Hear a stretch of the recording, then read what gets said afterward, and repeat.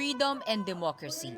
This is the battle cry of the 1.7 million Hong Kong protesters who gathered at the Victoria Park on Sunday. The park can only accommodate 100,000, so even with no permit, organizers decided to let rallyists spill over onto other streets.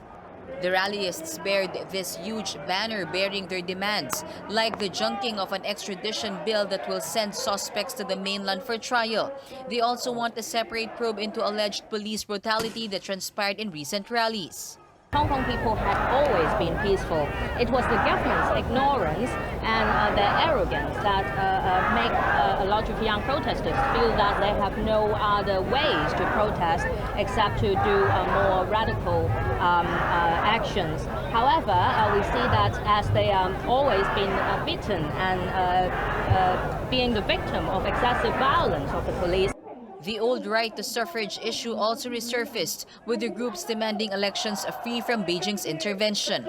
The heavy rains did not stop the protesters from marching the more than 5-kilometer stretch from Causeway Bay to central Hong Kong.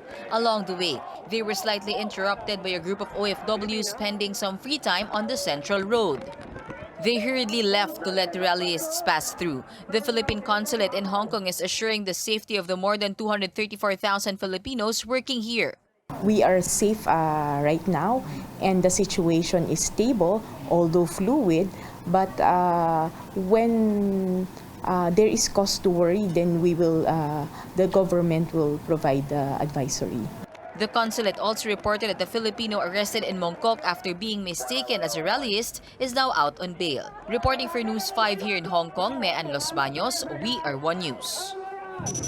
Many Hong Kong residents want guarantees of continuing autonomy. Some actually go as far as dreaming of independence. But China's emerging design is to eventually integrate the city with bordering Shenzhen.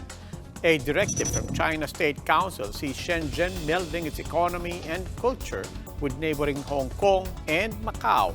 Shenzhen is host to Chinese tech giants Tencent and Huawei. Through developments in Shenzhen that also benefit Hong Kong, China says it can better show the merits of their one country, two systems policy. That's the long-term vision for now. In the immediate term, however, protests against Beijing continue to escalate in Hong Kong.